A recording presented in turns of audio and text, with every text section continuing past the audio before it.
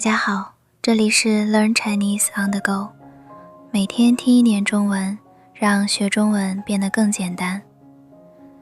今天我们来聊一个很有意思的话题。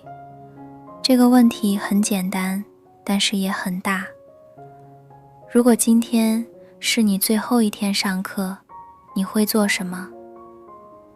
这是一个假设的问题，假设就是不是真的。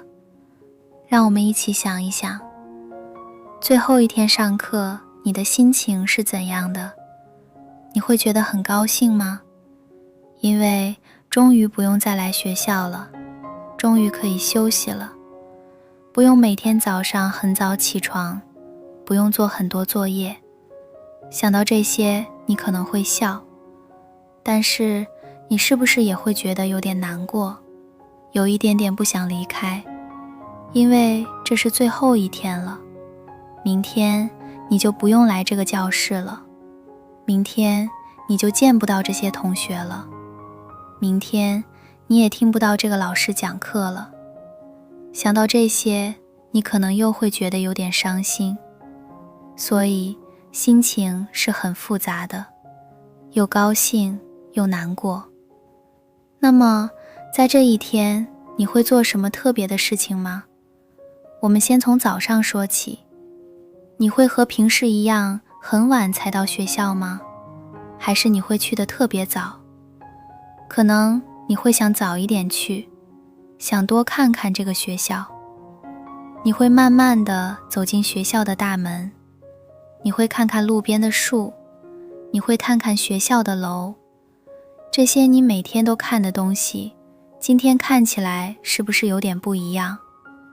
然后你走进教室，教室里可能还没有很多人，你会坐在你的位子上，你会看看你的桌子，桌子上可能有一些你写的字，或者一些你画的画，这些都是你的回忆。你会看看你旁边的座位，那个座位上坐着你的同桌，你和他认识多久了？你们一起学习，一起说话，今天是你们最后一天做同桌了，你会想和他说点什么吗？老师来了，开始上课了，在这最后一节课上，你会认真听讲吗？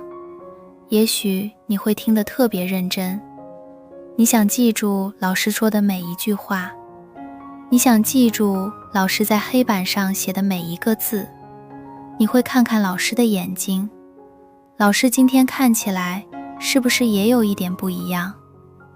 老师可能也知道，这是他给你们上的最后一节课，他的心里可能也和你们一样有点难过。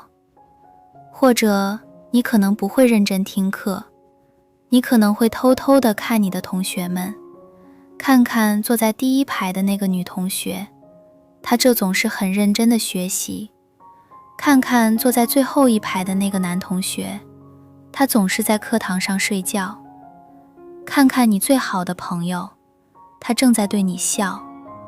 你想把每个人的样子都记住，因为以后可能很难再见到他们了。你会拿出你的本子吗？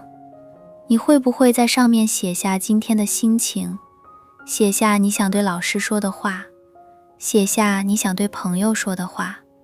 或者你什么都不想做，你就想静静地坐着，感受这最后的时间，听着教室里的声音，老师讲课的声音，同学写字的声音，窗外小鸟叫的声音。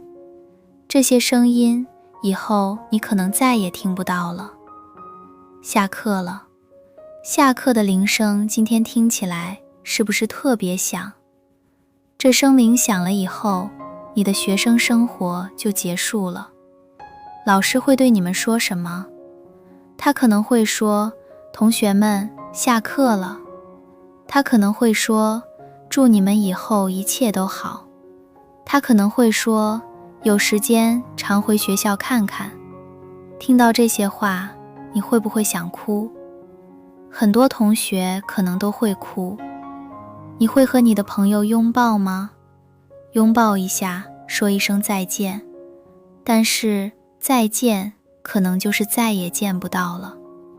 你会拿出你的手机或者相机吗？你想和大家一起拍一张照片，和你最好的朋友拍一张，和你喜欢的那个同学拍一张，和全班同学一起拍一张，和你们的老师也一起拍一张。这张照片以后会变得非常非常重要。你会去找你的同学们要他们的联系方式吗？比如电话号码或者微信，你希望以后还能和他们联系，你不希望忘记他们。有没有一些你平时不怎么说话的同学，在这最后一天，你会不会鼓起勇气去和他说几句话？也许你会发现，他其实是一个很有意思的人，只是你们以前没有机会了解。有没有一些事情你一直想做，但是没有做？比如对老师说一声谢谢您，谢谢他教给你知识，谢谢他的关心和帮助。在最后这一天，你一定要把这句话说出来，不要给自己留下遗憾。有没有一些误会，你和某个同学之间还没有解开？也许是因为一件很小的事情，你们吵架了，然后一直不说话。在这最后一天，你会不会去找他，对他说一声对不起？也许他也在等你。毕业了，所有的不开心都应该放下。你们还是同学，也可能是朋友。现在大家都要离开教室了，你会是最后一个走吗？你想再看一看这个空空的教室，看看阳光照在桌子上，看看黑板上还留着老师写的字，看看墙上贴着的画。这一切都是你的青春。你慢慢地收拾你的书包，把你的书、你的笔、你的本子都放进去。你的桌子里还有什么东西吗？是不是还有一些不想带走的东西？你会把它们留在那里，还是扔掉？走出教室门的时候，你会回头再看一眼吗？你会对这个空无一人的教室，在心里说一声再见吗？走出教学楼，你看到操场，你和朋友们曾经在那里跑步，在那里玩，那些快乐的时间，你还记得吗？你看到学校的图书馆，你曾经在那里看书、做作业，那些安静的下午，你还记得吗？学校里的一草一木，好像都有你的故事。